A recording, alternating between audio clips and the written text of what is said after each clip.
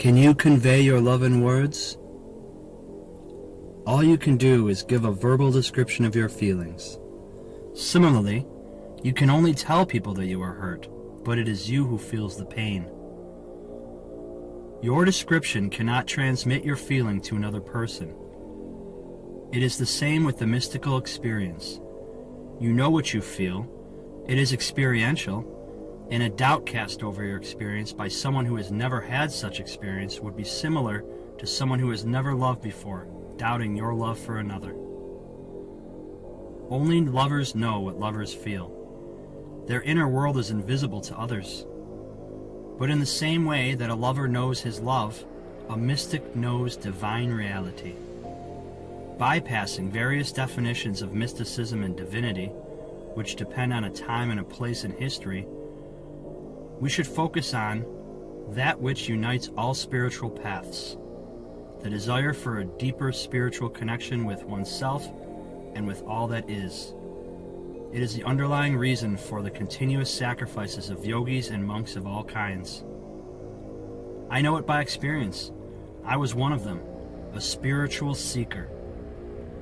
I know the burning desire for unity, which feels divine when it is actually experienced.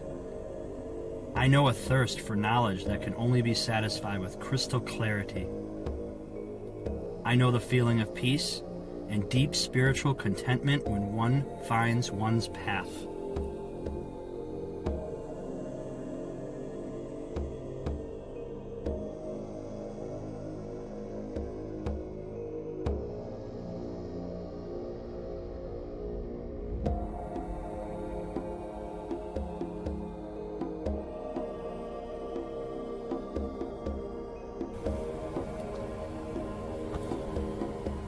There are many ways that are designed to bring us closer to what some people call God, divine ground, Buddhahood, the self of all selves, or any other name one chooses to call the transcendental spiritual experience that is accessible under certain conditions. Spiritual growth can be affected by the proximity of a person to higher states of consciousness in which the transcendental becomes an experience. And just as our bodies need food to grow when we are born, so is our subtle body, a divine body, made of consciousness and bliss. Generally speaking, we are all born with it, and we live with it for the first years of our lives before cultural mechanisms set in and alienate us from our own divine nature. You were that when you were 3 years old. You were that when you were 5. However, later, when you were growing up, the world full of magic and wonder began to dissipate, slowly turning into the dream that we call childhood. But the dream was real. You lived it. You remember it.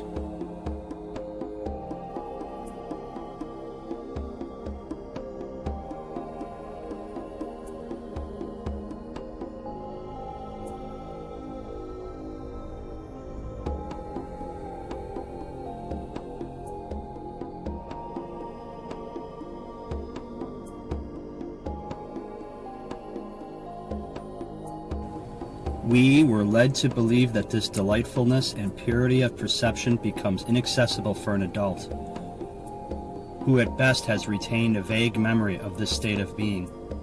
We are led to believe that the stress of daily life and fear of the future is normal. It's how people are. It's what it means to be a grown-up. But is it? The transformation from an innocent, happy child into a neurotic, depressed, fearful adult is natural? A butterfly emerges from a caterpillar, not the other way around.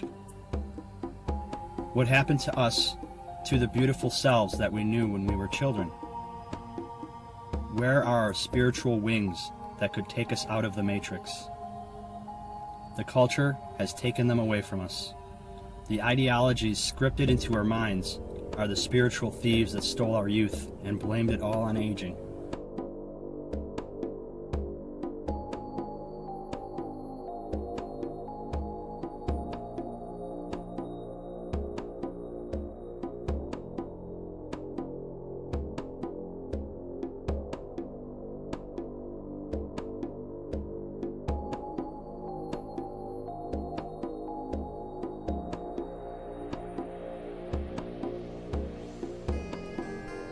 This was shown to me by Wachuma, also known as San Pedro cactus, an ancient shamanic medicine used in Peru for thousands of years and still used today for healing and divination.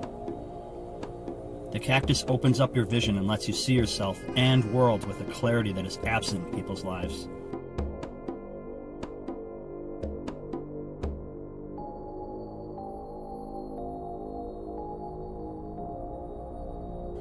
I assume that the Diamond Sutras of Buddhism were named for their clarity, but with all honesty, I have never seen anything superior to the clarity of mescaline-containing cacti of Peru and Mexico. Mescaline is a diamond vision, a vision that has the power to transform your life.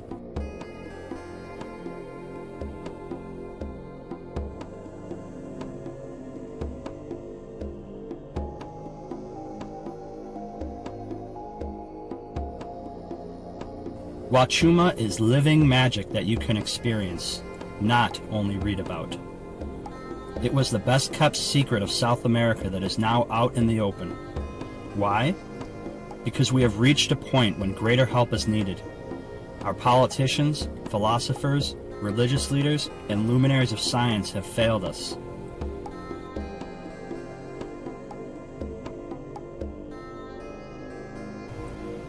Living in a world in which the blind lead the blind is a mess. Just look around you. What do you see apart from chaos? What do you feel apart from confusion and fear? Did the universe appear and the stars form planets with life on them so we can find ourselves in such misery and despair? Is it what we were born for? Is this the peak of our human potential?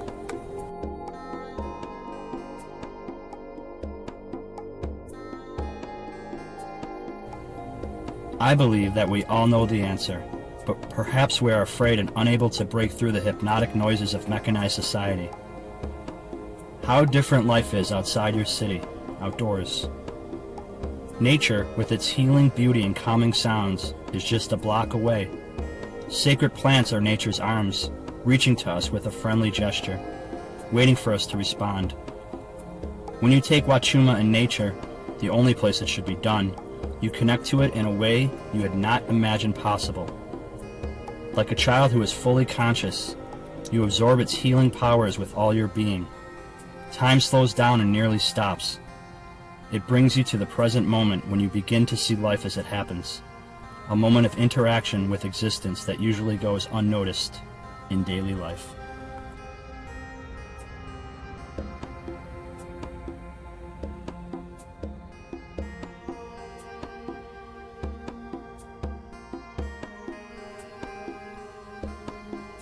Wachuma emphasizes this moment as the moment of Zen. You feel relaxed as grass, fluid as a river, light as wind, warm as sunshine, and bright as daylight. You lay on the ground looking up at and watching fluffy clouds play like little puppies in the sky. The wind makes you feel as though you are up there playing with them. Sometimes we have to reach a stratosphere with our minds to find peace. But further is still better than nowhere. As you continue to observe the gently passing clouds, you realize that the moment itself is eternal, even though it appears as it is moving through time. And with it, you understand the immortality of the soul that is only having a body to flirt with time. Such a profound spiritual experience makes an impact on your life in a deeply transformative way. It allows you to see yourself and the world in a different light, the light that is brighter than the light of day. This state of consciousness brings tears to your eyes, the tears of happiness and well-being. It is deeply healing.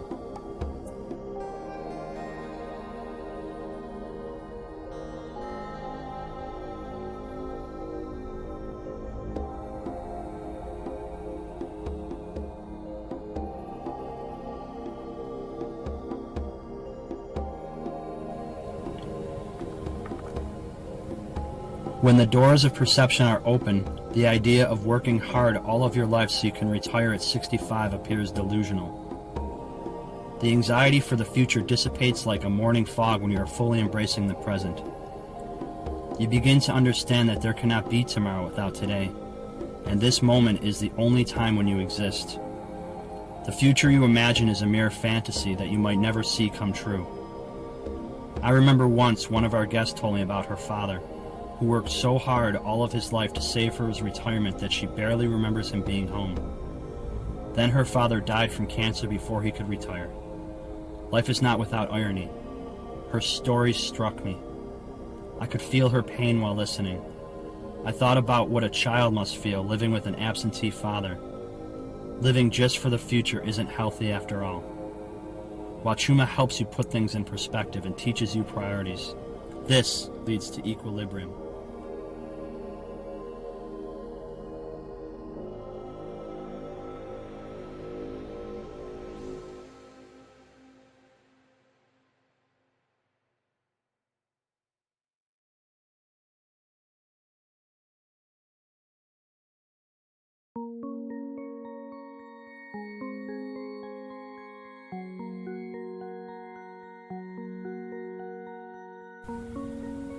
Wachuma heals mental suffering in a miraculous way. It gently overcomes any psychological barriers, including treatment-resistant depression, with which a large number of people who consult mainstream psychiatry and use medication are affected. When depression is ruling your life, you feel hopeless, and joy is distant. Wachuma is true hope, and when you take it, you begin to feel that you have detonated a mountain to create a landslide just to kill some weeds growing in your field. That's how you see your depression during the experience and afterwards, as just a few weeds in your mind. But there is so much more to this amazing medicine than a cure for depression. Apart from sensible health benefits, you begin to feel as though your depression was in fact a blessing for guiding you towards sacred plants.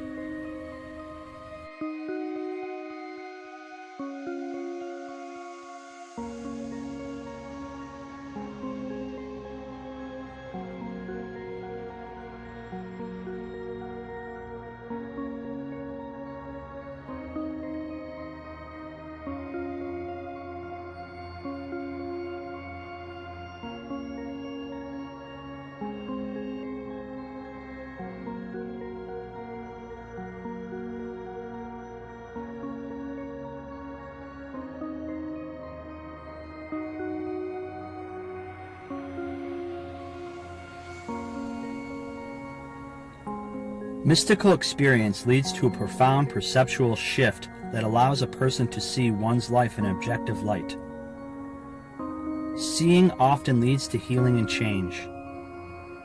Clarity of spiritual insight is needed to overcome psychological and philosophical problems. This is why theoretical knowledge can be compared to a car with a flat tire. It drives, but very slowly. When the doors of perception are opened, the invisible landscape brings awe and inspiration and becomes a new force in your life to guide you through it. Wachuma can turn your life into a spiritual journey that you embrace with the utmost gratitude, willingness, and joy. It makes you feel what a caterpillar feels the moment it transforms into a butterfly and flies away. This moment is the epiphany of your spiritual life, transformative and long-lasting. But this process does not happen automatically. Plenty of people drop acid on a weekly basis, yet still, there are not many sages among them. Having an experience of a non-ordinary reality opens you up to new possibilities but does not necessarily make you wise. Spiritual growth is a combination of spiritual experiences, reading, contemplation, and integration of all of them into daily life. It is the growth of understanding amplified by a person's desire to understand.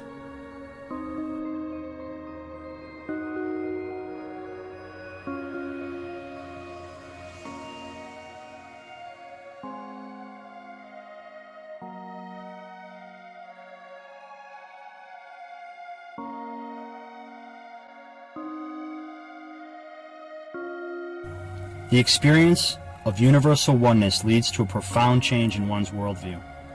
It leaves the monarchical perception of God behind, like leaving crutches behind after a broken leg is healed. This is a major factor behind Western religion's opposition to plant medicine, shamanism, and psychedelics. They dissolve the imperial concept of divinity while allowing you to participate in creation, rather than being its mere manifestation. Thus, a monarchical god or emperor of the universe becomes your parent, and the kingdom of heaven your home, just as things were in the beginning, or so we were told. It cuts out the middleman who claims God's authority on earth.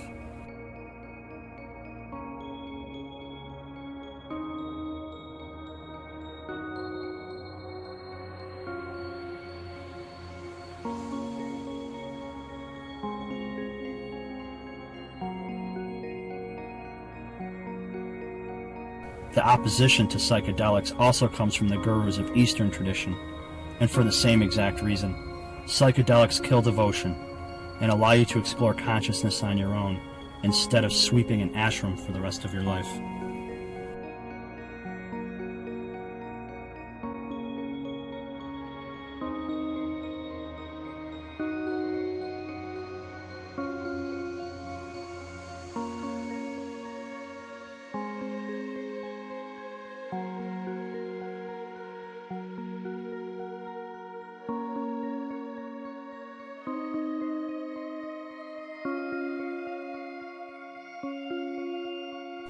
The opposition to psychedelics by the secular element of society is just as strong. Psychedelics, when done intentionally, tend to empower the individual and make you think for yourself. Eventually, they make you question authority and the self-serving sumptuary laws under which you must live your life. An individual is always seen as a rival by collectivism, which absorbs individuality like an organism absorbs nutrients from food. But there is a big difference between our wholesome bodies and unwholesome society that legislates against nature, personal freedom, and the liberty to explore one's consciousness using plants. What can be more unnatural?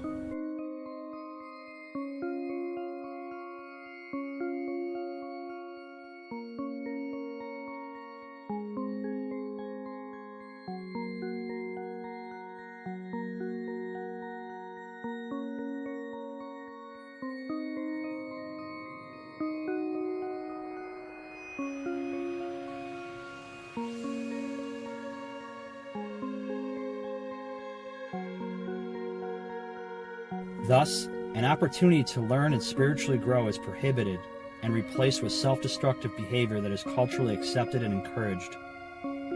Alcohol, which is responsible for most of the domestic violence, homicides, and car accidents in the modern world, is legal and is given you instead. The facts are shocking if you take the time to look at them. It's like they took from you your gold and gave you plastic.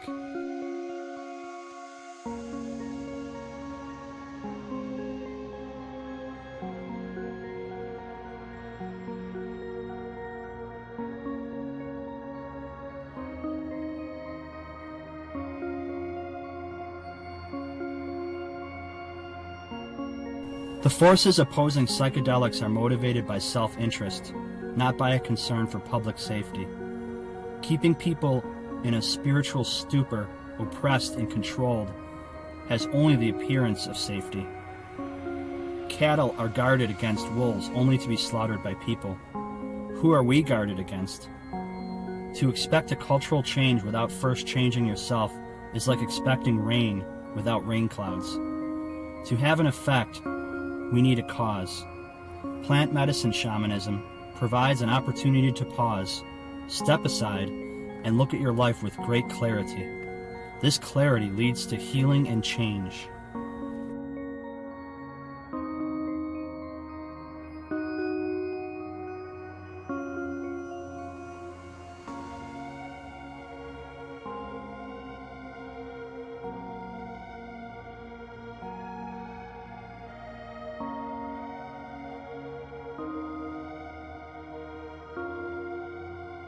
Freedom of choice and a pursuit of happiness are not possible in a restrictive environment regulated by an iron fist of unjust laws that are based in politics, not science.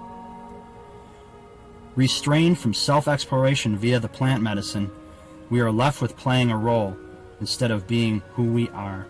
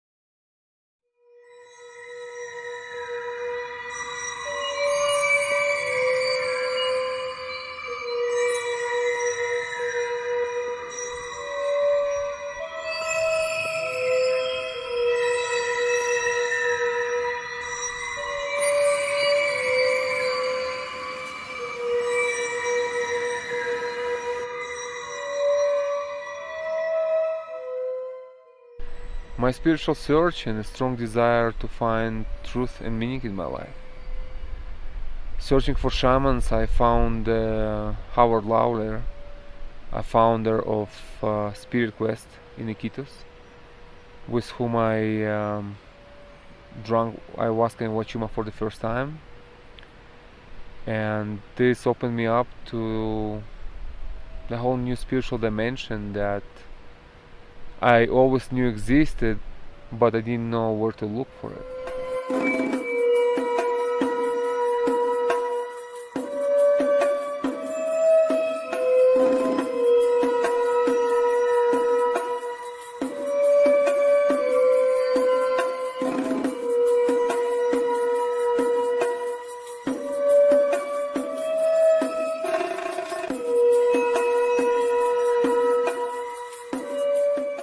Well, during the 3.5 years we've been working together, we had many deep conversations.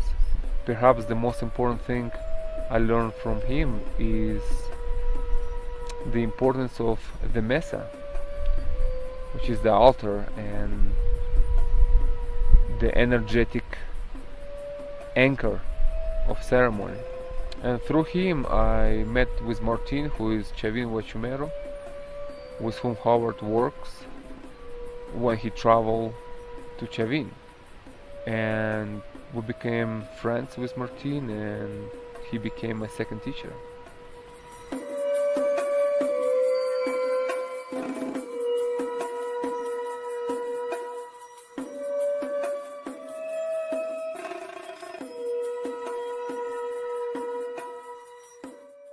I faith in my path, and he confirmed that no one owns the medicine and it opens to all. If you hear a calling, you answer it.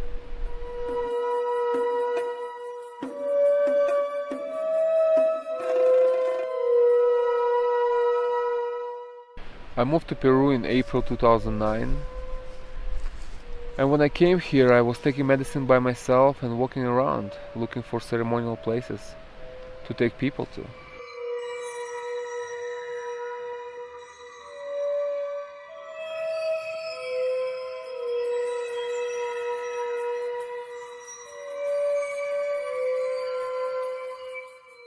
Well, my personal work is still ongoing, but it became secondary to the service to others. It's about how to bring people together and share this divine medicine in the best possible way.